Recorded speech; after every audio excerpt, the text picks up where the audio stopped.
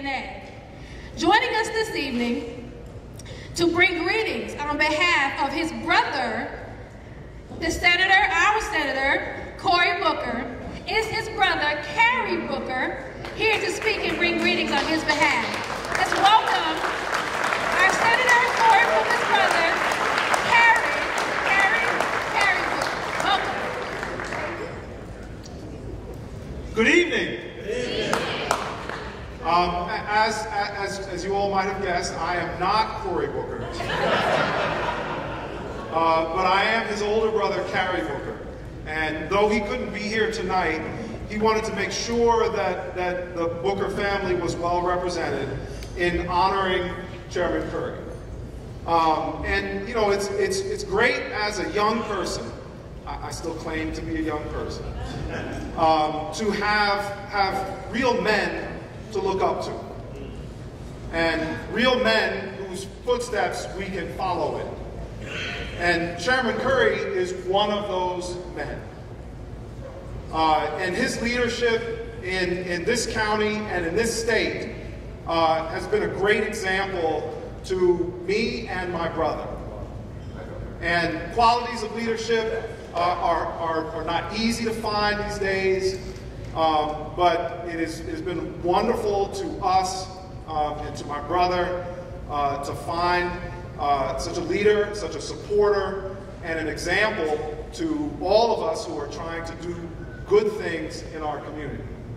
Chairman Curry, I thank you on behalf of my brother and on behalf of the whole Booker family for everything that you do and your support of my brother, not only in this election, but in elections past, and I look forward to working with you in the future. Thank you. Good evening, Democrats. Now remember, I'm a coach of 35 7- and 9-year-olds. Good evening, Democrats. First, I'd like to thank the Patterson Democratic Club and everyone involved in pulling this wonderful night together. I understand it takes a lot of coordination, so again, thanks to all of you. Life is busy, and I'm certain that many of you have personal or professional commitments, but you've decided to be here with us, so we appreciate your support and presence this evening. Last year, some of you may have been witness. I challenged my father to a race. Thought it was my time to take over the reins as the fastest Curry man in our family. My race would have been a sprint, but as we all know in life and politics, the race is often a marathon. So I'll have to concede my forecasted victory. And although I may be the hare, my father, the tortoise, has once again outrun his youngest son in one of the busiest years of his life. How many Pattersonians are in the house tonight?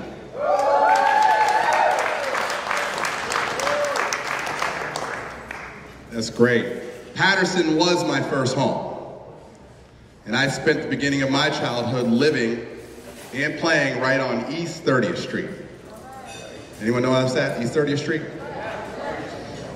I recall my father's involvement. Benji talked about it earlier. I was young at the time, not football playing age, but whether the JCs or Inca Sons, my father was coaching Patterson youth on the gridiron. Today, he's doing the same thing, it's just in a different capacity. My father's always been devoted to lending his energy, time, and support to people like those from Patterson, Wanacue, Passaic County, and the state of New Jersey. New Jerseyans and all Americans are facing unique challenges right now. But it's a great feeling knowing my father and you, as a son of Patterson, he continues to fight tirelessly to give today's families the same hope we had 30, 40 years ago. So he's got many titles. I always say I feel Grandpa is the best. But it is with great pride and pleasure that we be here from Connecticut this evening, sharing this great event with all of you. It gives us a chance to reflect. We don't live in New Jersey, but I'm energized. I'm energized for you. Unfortunately, I cast a vote here. I would if I could. My vote lands in Connecticut right now. But I'm proud of what the Democrats have done in Passaic County, in Paterson, and across the state of New Jersey. I was fortunate. I've been exposed to many of the great men here this evening. I remember Congressman Pascrell taking me to a Fordham basketball game with my father. And the biggest thing I learned is it's got to be about community. We have to come together. And oftentimes, I know my father's message would be, and already has been, we got to tap a brother, sister, cousin, and say, hey, come out with me, vote with me, get them started. So I don't want to talk too long. Dad, as much as we don't tell you, we are proud of you, we appreciate you, and I know the Democrats are going to come out big, so we're looking for some good news up in Connecticut in November. Thank you for your time. Again, we appreciate all of you.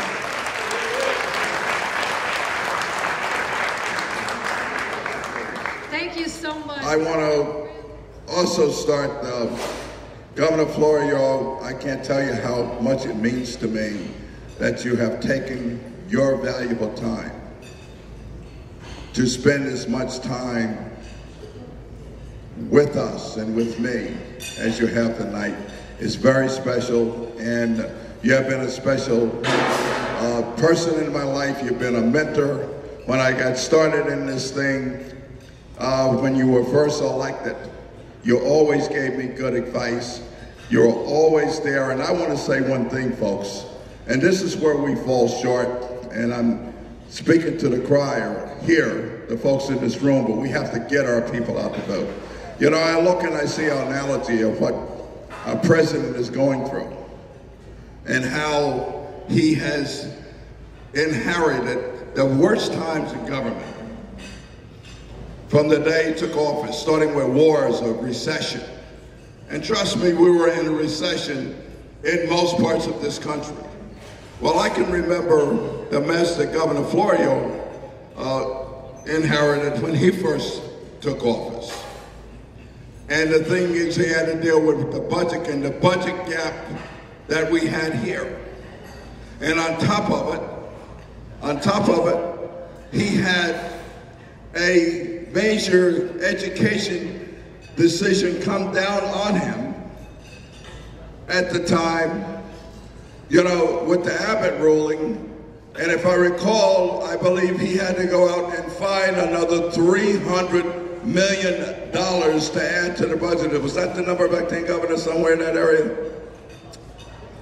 Somewhere in there. On top of trying to close a budget gap, you know, we have to have a balanced budget.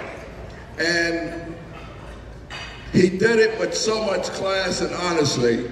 And I will never forgive the Republicans for some of the ridicule that they put this man to for doing the right thing for this state.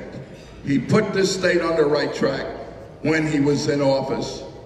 And then when he left office, of course, the Republicans screwed it up again. So I think, Governor Florio, thank you. You deserve a great round of applause.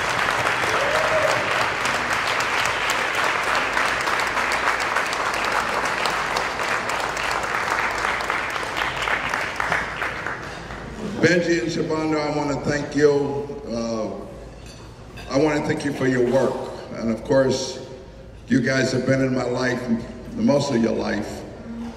And I'm just so proud of what you do, not only in the Paterson community, but in this state. You make us all proud for the way you represent us. So I saved the best for last to and that's my family, who are so tolerant of my political behavior. Because I can tell you, Derek, I appreciate you and Rochelle taking the time out of your busy schedule to come in from Connecticut, that they will have a 2-hour drive back tonight. And I thought my grandson, who is the boss of the family, had a football game tomorrow. And yeah, I'm a little disappointed he's not with us, but it's late for him. He's 8 years old. Talking about a wonderful kid, you know, but he gets that from his father. I hope his father and his mother gave him a little of that from me, because Derek and Devon grew up in that Wanacue program that those gentlemen talked about, and they totally understand what these young men there and what Coach Higgins and his team, being president of the Coaches Association, is almost as tough a job as being the chairman. Because you're asking people to help you voluntarily. So guys, I want to thank you. I know your brother's working tonight. I want to thank Iris, although she's not with us this evening. But the person that spends the most time with me, looking out for me on a daily basis to see that I am okay. She travels with me when she can. She's working on the campaign full-time after leave from her job. And that's my daughter, Jasmine, who is there.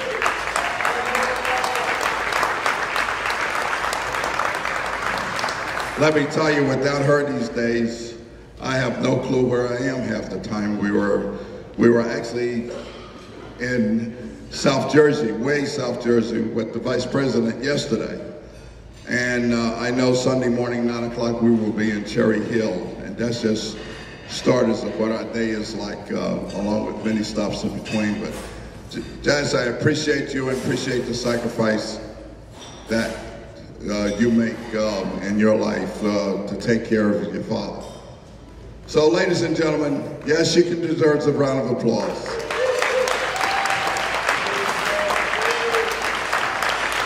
Listen, I am so proud of my Passaic County Democratic Party as well as the state of what you do. We have some important races. Now, Leader DeNova, our county administrator, didn't mention the town that we're in right now, which is a staunch Republican town where Anthony DeNova, who is the leader here, won 2 seats last year, and he has an honest long shot of taking control of North Hill, and we know how Republican that is. So Tony, good luck to you and your candidates here, as well as our candidates in other towns that are running. And I just have to say a word about Lauren and Clifton. I don't have to tell you, because, listen, I think with most of you, Lauren is the most popular Democrat we have in our party, because she works so hard. We have to see everything we do to elect her to council. But she has been a great party leader. She's responsible for turning Clifton around. And of course, I will always remember when she came to me and says, I want to start a women's organization, and We Do has been a blessing to this party and so many of our candidates. And thank you all, your We Do ladies, under Lauren Murphy is the leader of We Do. Thank you. Governor Ware, I got a group of women that's now up over 100 that gives me nothing but support. But I believe they have about 11 or 12 women that are now elected from that group.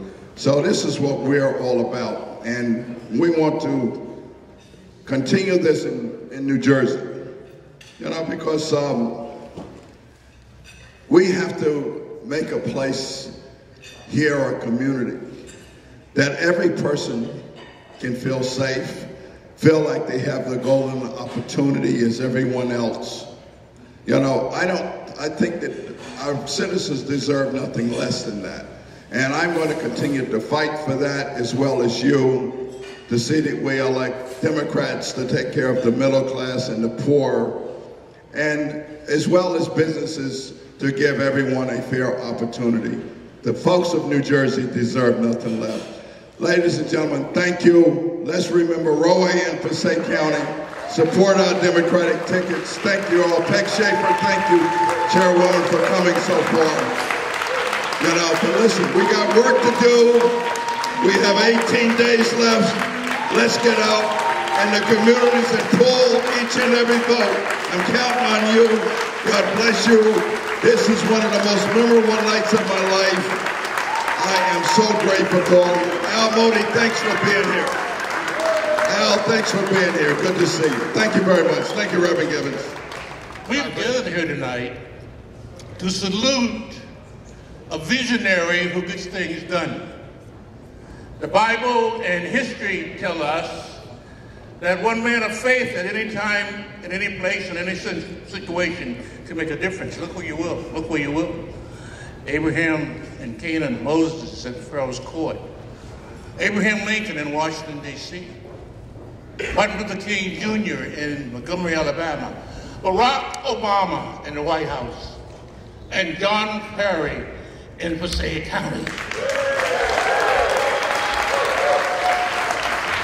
One man of faith at any time, in any place can make a difference.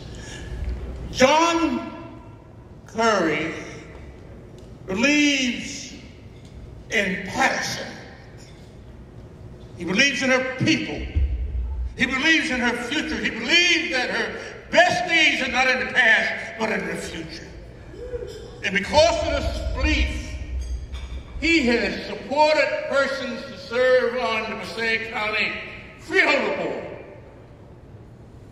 New Jersey Assembly, the United States Congress, and also our Senator, and the President of the United States of America, and we thank him for those efforts. You wonder why John does all he does. And I imagine that he does it because of his philosophy in life, which is the same as Benjamin Mays. The tragedy in life doesn't lie in not reaching your goal. The tragedy lies in having no goal to reach.